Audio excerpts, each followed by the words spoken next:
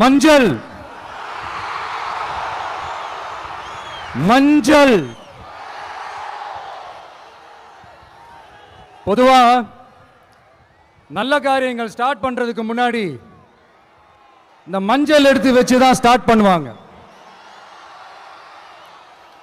நம்ம வீட்டில் கூட நம்ம அம்மா அக்கா தங்கைகள் நமக்காக நாம நல்லா இருக்கணும்ன்றதுக்காக மஞ்சள் புடவை கட்டிக்கிட்டு தான் வேண்டிக்குவாங்க.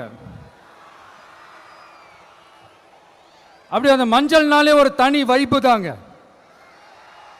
நம்ம கொடியில கூட அந்த வைப்ரண்டான அந்த எனர்ஜெட்டிக்கான அந்த மஞ்சள் இருக்குமே, அந்த மாதிரி மங்களகரமான மஞ்சள் விளையிற பூமி தான் இந்த ஈரோடு பூமி.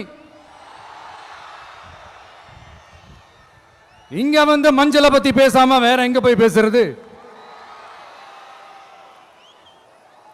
அது மட்டும் இல்ல, இங்க ஒரு மகத்தான ஒரு மனிதரை பத்தி நம்ம பேசியே ஆகணும். இந்த ஈரோடு மண் விவசாயத்துக்கும் பேர் போன மண். இங்க நடக்கிற அந்த விவசாயத்துக்கு மிக முக்கியமான ஒரு கவசமா இருக்கிறது என்ன தெரியுமா? காளிங்கராயன் அணை,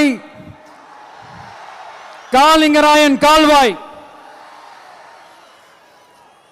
காளிங்கராயன் அணை கட்டினதுலையும் கால்வாய் வெட்டினதுலையும் உயிரான உணர்வு பூர்வமான நிறைய விஷயங்கள் இருக்குது.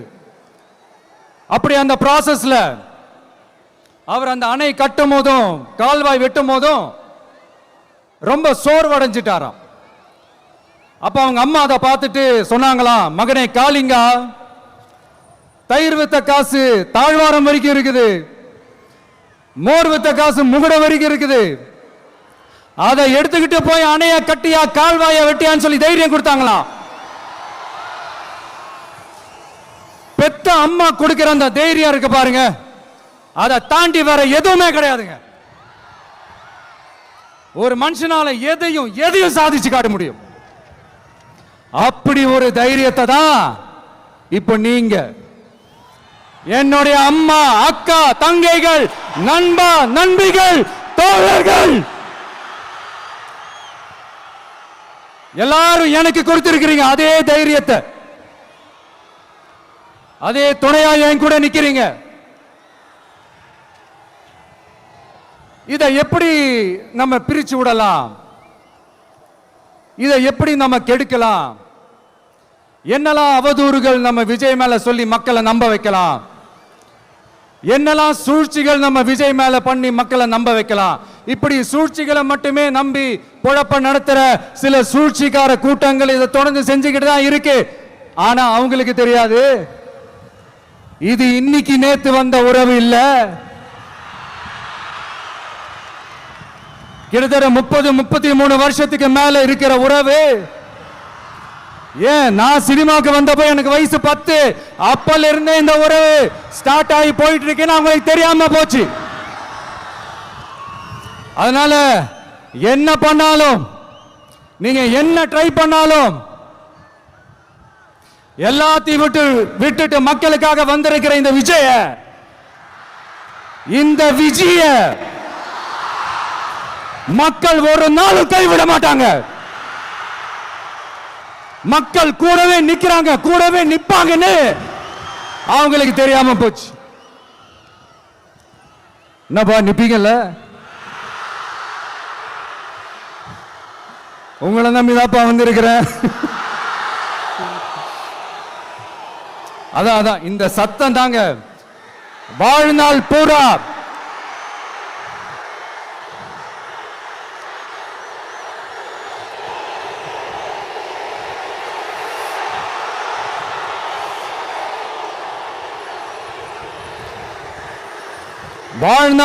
உங்களுக்கு நன்றியோடவே இருப்பேன். இப்போ நம்ம காளிங்கராயன் அவர்கள் அணையை கட்டுறதுக்காக பவானிக்கு போய் பார்க்கும்போது ஒரு இடத்துல ஒரு பாம்பு வந்து உட்கார்ந்துச்சான், படுத்துச்சான். அது படுத்த இடத்துல தான் அவர் அணையை கட்ட ஸ்டார்ட் பண்ணாராம். அப்புறம் அந்த பாம்பு வளைஞ்சி நெளிஞ்சி போற இடத்துலலாம் கால்வாயை வெட்டினார்னு சொல்லி சில வாய்மொழி கதைகள்லாம் சொன்னாங்க. இப்படி தண்ணியை சேமிச்சு வச்சு குடிக்கிறதுக்கும் விவசாயத்துக்கும் வழி வகுக்கிறது எவ்வளவு பெரிய ஒரு நல்ல விஷயம். ஸோ இந்த மாதிரி நல்ல விஷயங்கள்லாம் செஞ்சிட்டு கதைகள் சொன்னா பரவாயில்ல, எதுவுமே செய்யாம கதைகளை மட்டும் அடிச்சு விடுறது எப்படி?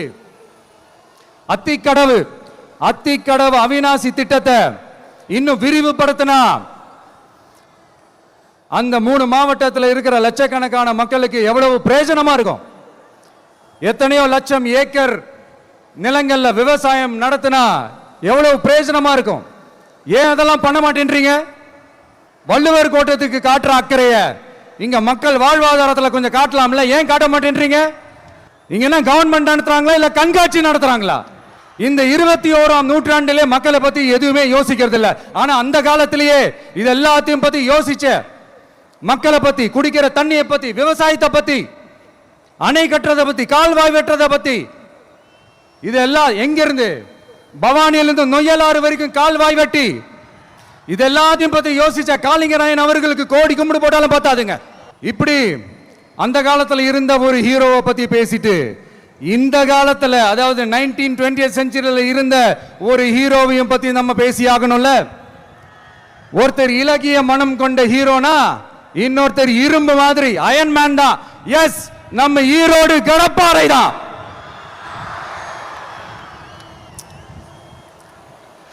ஒட்டுமொத்த தமிழ்நாட்டையே திருப்பி போட்ட சீர்திருத்த நெம்புகோல். ஈரோடு மாவட்டத்தில் பிறந்த அவர்தான் இந்தியாவுக்கே இடஒதுக்கீடு சம்பந்தமான அரசியல் சட்டத்தை திருத்தறதுக்காக போராட்டம் நடத்தினவர். யாரு? நம்ம தந்தை பெரியாரு. 100 வருஷத்துக்கு முன்னாடியே வகுப்பு வாரி பிரதிநிதித்துவம் வேணும்னு கேட்டவர். அன்னைக்கும் சரி இன்னைக்கும் சரி ஒரு ஆச்சரியத்தோட பார்க்கக்கூடிய ஒரு மனிதர், நம்மளுடைய கொள்கை தலைவர். அப்ப அண்ணாவும் எம்ஜிஆரும் யாரு? பெரியார் அவர்கள் கிட்ட இருந்து எங்களுக்கு தேவையான கொள்கைகளை எடுத்துக்கிட்டோம். அவரை ஃபாலோ பண்ற, அவரை வழிகாட்டி ஏத்துக்கிட்ட அண்ணா அவர்கள் கிட்ட இருந்தோம், எம்ஜிஆர் அவர்கள் கிட்ட இருந்தோம் தேர்தல் அணுகுமுறையை எடுத்துக்கிட்டோம். அண்ணாவும் எம்ஜிஆரும் தமிழ்நாட்டோட சொத்து. அவங்கள பயன்படுத்துறத பத்தி யாரும் இங்க கம்ப்ளைண்ட்லாம் பண்ண முடியாது. அண்ணா எங்களோடது, எம்ஜிஆர் எங்களோடது, நீங்களா எடுத்துக்க கூடாது அப்படின்லாம் யாரும் இங்க அழுதுட்டு இருக்க முடியாது, சொல்லிவிட்டேன். அதனால நாங்க ஒரு வழியில அரசியல் செஞ்சுக்கிட்டு போயிட்டு இருக்கிறோம். உங்களுக்கு தான் டிவிக்கு ஒரு பொருட்டே இல்லைல்ல, அப்புறம் ஏன் கதறீங்க? அப்புறம் ஆளாளுக்கு அங்க போயிட்டு இங்க போயிட்டு புலம்பி தள்ளிக்கிட்டு இருக்கிறீங்க. இது எப்படி இருக்கு தெரியுமா? எனக்கு பயம் இல்ல, எனக்கு பயம் இல்ல அப்படின்னு சத்தமா சவுண்ட் விட்டுக்கிட்டே சத்தமா பாட்டு பாடிக்கிட்டு இந்த நடுங்கிக்கிட்டே சின்ன பசங்க நடந்து போவாங்க, அந்த மாதிரி இருக்கு. முதல்ல மண்டையில் இருக்கிற கொண்டைய மறைங்க சார்.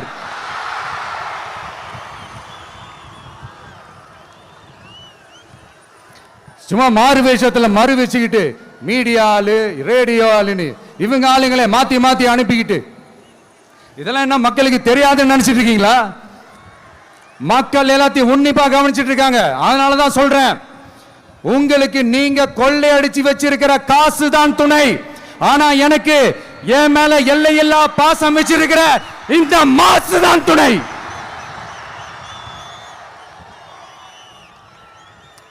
இப்படி நமக்கு துணையா இருக்கிற ஈரோடு மக்களுக்காக நான் இப்போ குரல் கொடுக்கலான்னு வந்திருக்கிறேன். சரி, இப்ப விஷயத்துக்கு வருவோம். பெரியார் அவர்கள் கிட்ட இருந்த அந்த செல்வாக்கையும் அந்த பதவிகளையும் அந்த பவரையும் வச்சுக்கிட்டு அவர் என்ன சொன்னார் தெரியுமா? இவ்வளவு செல்வாக்கு, இவ்வளவு பதவிகள், இவ்வளவு பவர் இருந்தோம் நான் ஒரு 5 பைசா காசு சம்பாதிச்சிருப்பேனா?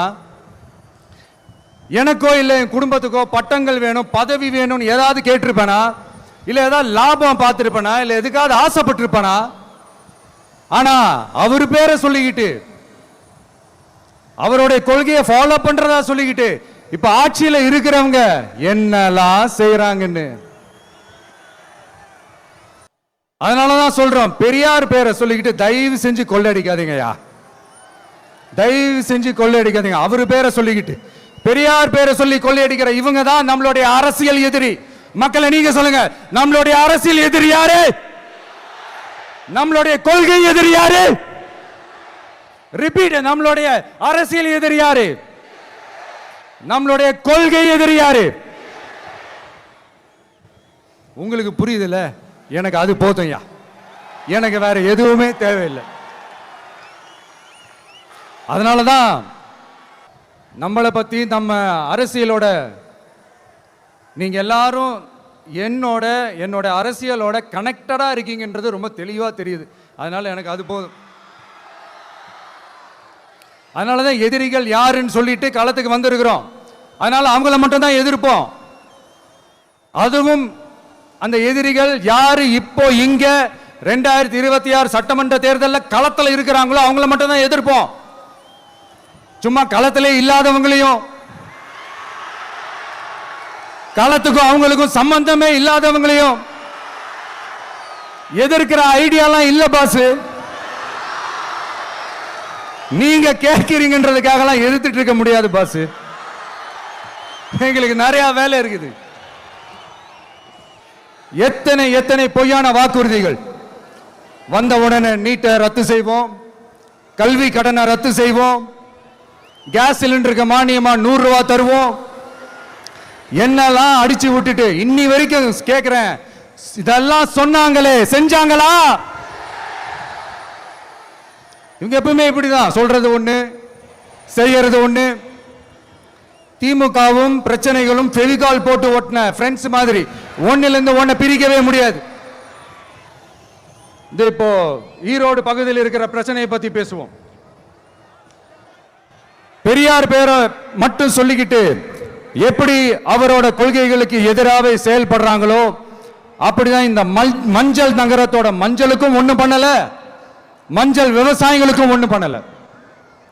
ஆராய்ச்சி மையம், சிறப்பு மையம்னு கோடி கோடியா டெண்டர் விட்டாங்க, பேருக்கு கட்டிடத்தை கட்டினாங்க. ஆனா உலகமே போட்டி போட்டு வாங்குற மஞ்சளை மதிப்பு கூட்டி விற்பனை செய்ய, அதாவது அதோட வேல்யூ இன்க்ரீஸ் பண்ணி நம்ம விவசாயிகளுக்கும் இந்த மாவட்ட மக்களுக்கும் நன்மை செய்ய இதுவரைக்கும் என்ன செஞ்சிருக்காங்கன்னு யோசிச்சு பார்த்தா ஒரு பெரிய ஜீரோ தான். கரும்பு நெல்லுக்கு அரசாங்கம் விலை பிக்ஸ் பண்றாங்க, அதையும் ஒழுங்கா பண்றதில்ல. ஒவ்வொரு முறையும் பிரச்சனை. அங்க நெல் கொள்முதல் செய்யறதுல ஊழல். சரி, நாம கஷ்டப்பட்டு விளைய வச்சது வீணா போக கூடாதுன்னு நினைச்சு நம்ம விவசாயிகள் கேட்கிற லஞ்சத்தை கொடுத்தாலும் அதுக்கப்புறம் கூட அந்த கொள்முதல் ஒழுங்கா நடக்கிறது இல்லை. அதையும் தாண்டி ஏதோ ஒரு விலை விவசாயிகளுக்கு கிடைக்குது. அப்படியெல்லாம் இல்லாம ஒழுங்கா நேர்மையா நம்ம மஞ்சளுக்கும் நியாயமான விலை பிக்ஸ் பண்ணி தரமான விதைகளை கொடுத்தா என்ன குறைஞ்சா போயிடுவாங்க? இதெல்லாம் யோசிக்கிறதுக்கு அவங்களுக்கு நேரமே இல்லை. 24/7 அவங்களுடைய யோசனை என்ன தெரியுமா? இந்த விஜயை எப்படி முடக்கலாம், தமிழக வெற்றி கழகத்தை எப்படியெல்லாம் முடக்கலாம், அப்படிதான் அவங்களுடைய சிந்தனையே 24/7. எத்தனையோ வருஷத்துக்கு முன்னாடி நம்ம காளிங்கராயர் நதிகளின் இணைப்புக்கு முன்னோடியா இருந்தார். பவானி ஆத்தலவர் அதிகமான தண்ணி அணை கட்டி தேக்கி தண்ணீர் வறட்சியான பகுதிகளுக்கு அனுப்பினார். ஆனா இன்னைக்கு இவ்வளவு நவீன வசதிகள் இருந்தோம், இவ்வளவு சயின்ஸ் வளர்ச்சிகள் இருந்தோம், இவ்வளவு டெக்னாலஜி வளர்ச்சிகள் இருந்தோம், அவங்க வாக்குறுதியில் ஒன்று கொடுத்தாங்கல்ல, பவானி நொய்யலாறு அமராவதி 6 இணைப்பு திட்டத்துக்கு ஒரு துரும்ப கூட கிள்ளி போடல. வாக்குறுதி நம்பர் 103 சொன்னாங்களே செஞ்சாங்களா? சரி, இதாவது ஒரு பெரிய ப்ராஜெக்ட் வைங்க. ஆறுகளை சுத்தப்படுத்த பல ஆயிரம் கோடி நிதி ஒதுக்குவோம், தமிழ்நாட்டில் உள்ள ஆறுகளை சுத்தப்படுத்துவோம்னு சொன்னாங்களே செஞ்சாங்களா? ஆனா ஆத்து மணலை கொள்ளையடிக்கிறதுல மட்டும் வேலையை கரெக்டா செய்வாங்க. இதை நான் ஏன் திரும்ப திரும்ப சொல்றேன்னா, மக்களே நீங்க புரிஞ்சுக்கணும்.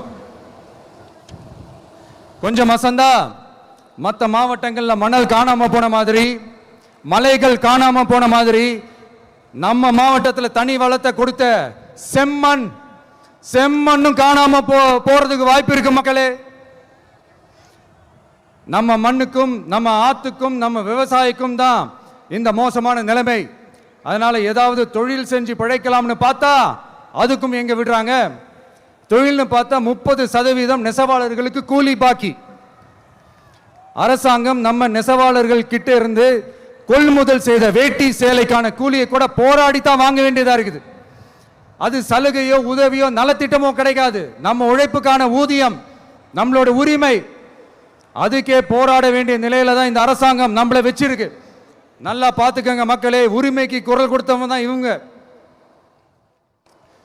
சிறு குறு தொழில்கள் பீக் ஹவர்ஸ் சார்ஜ்னு கரண்ட்டுக்கு அநியாய விலை வச்சு அதையும் செய்ய விடாம நம்மளை முடக்கிடுறாங்க.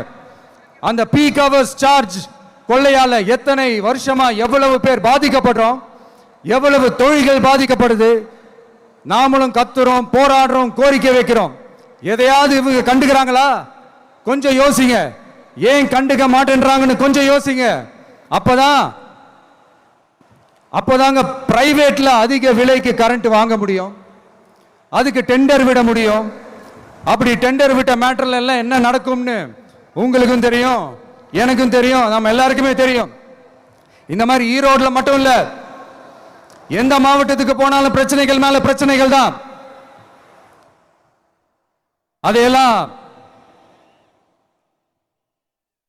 அதையெல்லாம் தீக்கிறதுக்கு ஒரு சொல்யூஷன் கூட சொல்லாம இதுல வேற பெருமையா மாடல் அரசு மாடல் அரசுங்கிறது. இல்ல நான் கேட்கிறேன், கூச்சமா இல்ல? இதெல்லாம் கேட்டா அப்படியே நம்ம பக்கம் யூட்டர்ன் அடிச்சு வந்துருவாங்க. விஜய் என்ன அரசியல பேச மாட்டேன்றாரு, விஜய் என்ன சினிமா டயலாக் மாதிரி பேசுறாரு, விஜய் என்ன பஞ்ச் டயலாக் பேசுறாரு, விஜய் என்ன 10 நிமிஷம் தான் பேசுறாரு, 9 நிமிஷம் தான் பேசுறாரு. நான் எத்தனை நிமிஷம் பேசினா உங்களுக்கு என்ன சார்? நான் எப்படி பேசினா உங்களுக்கு என்ன சார்? உள்ள விஷயம் என்னன்னு பாருங்க சார். ஒவ்வொரு மாவட்டத்துக்கும் போய் மக்கள் ஃபேஸ் பண்ற பிரச்சனைகளை எடுத்து பேசிட்டு இருக்கிறேன். பின்ன அது அரசியல் இல்லாம வேற எதுதான் அரசியல்? உங்களை மாதிரி தனிப்பட்ட முறையில தரக்குறைவா அசிங்கமா பேசுறதுதான் அரசியல்னா அந்த அரசியல் நமக்கு வராது. வராதுன்னா நல்லாவே வரும். உங்களை விட எனக்கு அது நல்லாவே வரும். வேணான்னு விட்டு வச்சிருக்கிறோம். அப்புறம் உங்களுக்கு நமக்கு என்ன வித்தியாசம்? காஞ்சிபுரத்தில் நாம பேசும்போது இந்த மாதிரி உங்களால் அமைக்கப்பட போற ஆட்சியில நம்ம ஆட்சிக்கு வந்த உடனே என்னெல்லாம் செய்ய போறோம்ன்றது சிலது சொன்னோம். அதையெல்லாம் தப்பா புரிஞ்சுக்கிட்டு இப்போ சொல்றேன், விளக்கமா சொல்றேன், நான் சலுகைகளுக்கு எதிரானவன் கிடையாது. மக்களுக்கான சலுகைகளை இலவசம்னு சொல்லி அசிங்கப்படுத்துறதுல எனக்கு உடன்பாடு கிடையாது. மக்கள் காசுல மக்களுக்கு செய்யறதை எப்படி இலவசம்னு சொல்லுவீங்க? அப்படியே செஞ்சிட்டாலும் ஓசில போறேன்னு சொல்லி அசிங்கப்படுத்துறீங்க. என்ன கேட்கறதுக்கு ஆள் இல்ல நினைச்சீங்களா? மக்களுக்கு ஒண்ணுன்னா இந்த விஜய் வந்து நிப்பா, இந்த விஜய் வந்து கேள்வி கேட்பா. இந்த விஜய் எப்பவுமே மக்கள் பக்கம் தான், அதே மாதிரி மக்களும் என் பக்கம் தான். என் மக்கள் மானத்தோட மரியாதையோட கௌரவத்தோட வாழணும். என் மக்கள் யாருக்கும் கீழே கிடையாது. அப்படி அவங்க கௌரவத்தோட வாழணும்னா அவங்களுக்கான வாழ்க்கை தரம் உயரணும்.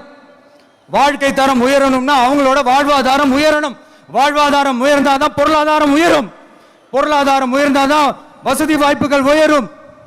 இதெல்லாம் உயர்ந்தாலே ஆட்டோமேட்டிக்கா அவங்களோட வாழ்க்கை தரம், அவங்களுக்கான மரியாதை, அவங்களுக்கான கௌரவம் எல்லாமே உயரும். இதுக்கான வழிகள், அந்த சூழல்களை அந்த கவர்மெண்ட் அமைச்சு கொடுக்கணும். இதுக்கான அந்த திட்டங்களை செயல்படுத்தணும். இதெல்லாம் செஞ்சாதான் அந்த அரசாங்கம் ஒரு நல்ல அரசாங்கம். இதைத்தான் சொன்னோம்.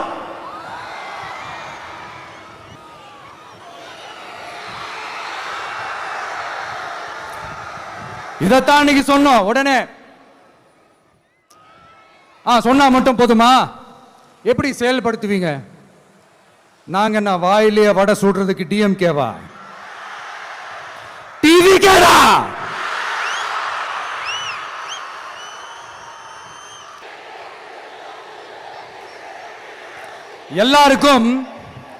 எல்லாருக்கும் நிரந்தரமான ஒரு வீடு இருக்கணும்னு சொன்னோம். உடனே எங்க ஆட்சியிலே நாங்க எல்லாரும் வீடு கட்டி கொடுத்துட்டோமே அப்படிங்கிறது. இல்ல நான் கேட்கிறேன், இங்க உங்களை தான் கேட்கிறேன், இங்க வாடகைக்கு இருக்கிறவங்களே இங்க யாரும் இல்லையா? எல்லாருக்கும் சொந்தமா வீடு கட்டி கொடுத்துட்டாங்களா? அடுத்து வீட்டில் இருக்கிற ஒவ்வொருத்தரும் மினிமம் டிகிரி படிச்சிருக்கணும் அப்படின்னு சொன்னோம். உடனே எங்க ஆட்சியிலே எல்லாரும் டிகிரி படிச்சு முடிச்சிட்டாங்களே அப்படிங்கிற மாதிரி சொல்றது. அது உண்மைனா ஸ்கூல் லெவல்லையே டிராப் அவுட்ஸ் அதிகமானது யாரோட ஆட்சி இல்லைங்க?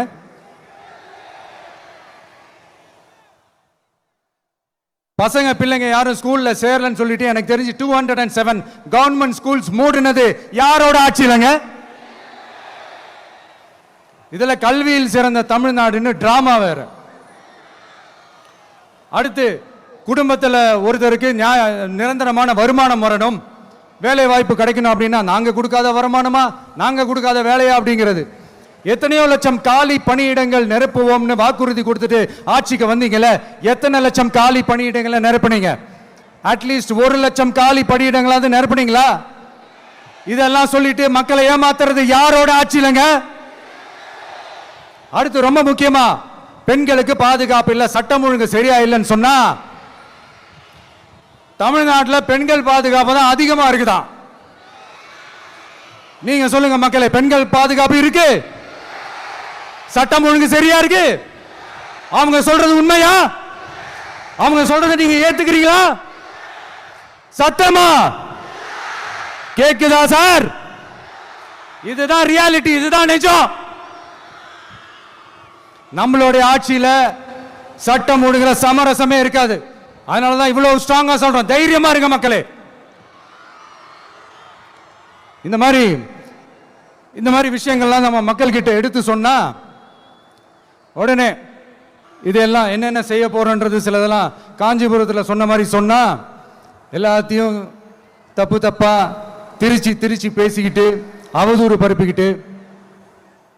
நான் கூட யோசிப்பேன், எம்ஜிஆர் அவர்களும் மேடம் ஜெயலலிதா மேடம் அவங்களும் ஒரே வார்த்தையில சொல்லி இந்த திமுகவை காலி பண்ணாங்கல்ல. நான் கூட யோசிப்பேன், ஏன் இவ்வளவு ஹார்ஷா பேசுறாங்க, ஏன் இவ்வளவு ஹார்ஷா அவங்கள திட்டுறாங்கன்னு யோசிச்சது உண்டு. இப்பதானே புரியுது. அவங்க 2 பேரும் சொன்னதை இப்ப நானும் ரிப்பீட் பண்றேன். திமுக ஒரு தீய சக்தி,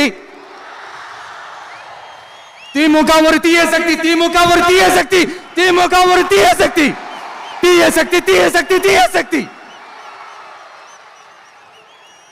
என் நெஞ்சில் குடியிருக்கும் ஈரோடு மக்களே,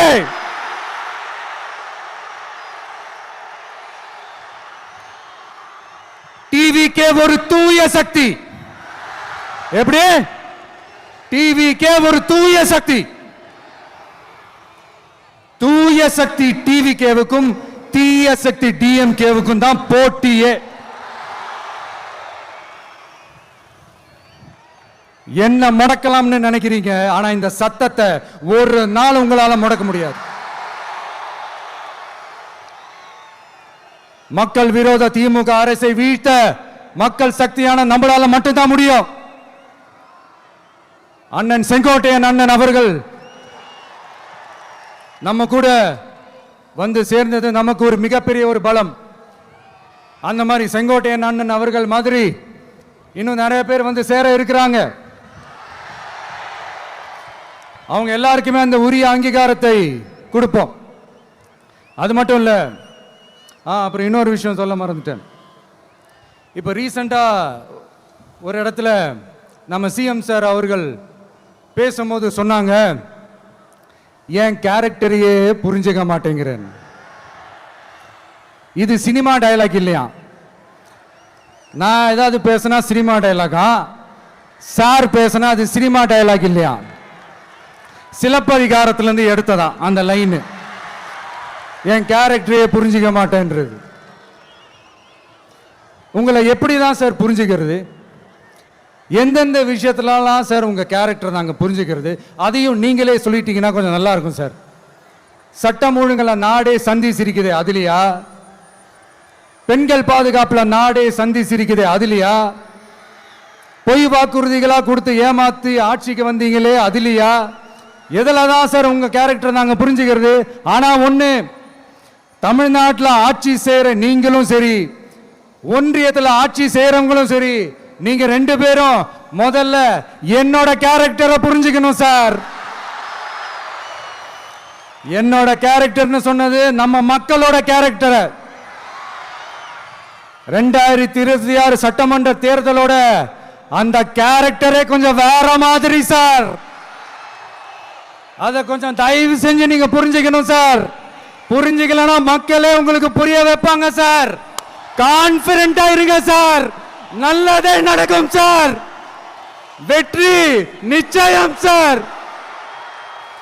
மீண்டும் சந்திக்கும் வரை நன்றி, வணக்கங்க சார். நண்பா, நண்பிகள், இங்க வந்து எல்லாம் வந்து பார்த்தோம், எல்லாம் நல்லபடியா நடந்தது. சேஃபா வந்துட்டு சேஃபா வீட்டுக்கு போயிடுங்க. எனக்கு எல்லாத்தையும் விட நீங்க தான் எனக்கு முக்கியம். தயவு செஞ்சு சேஃப்டியா போயிட்டு வாங்க.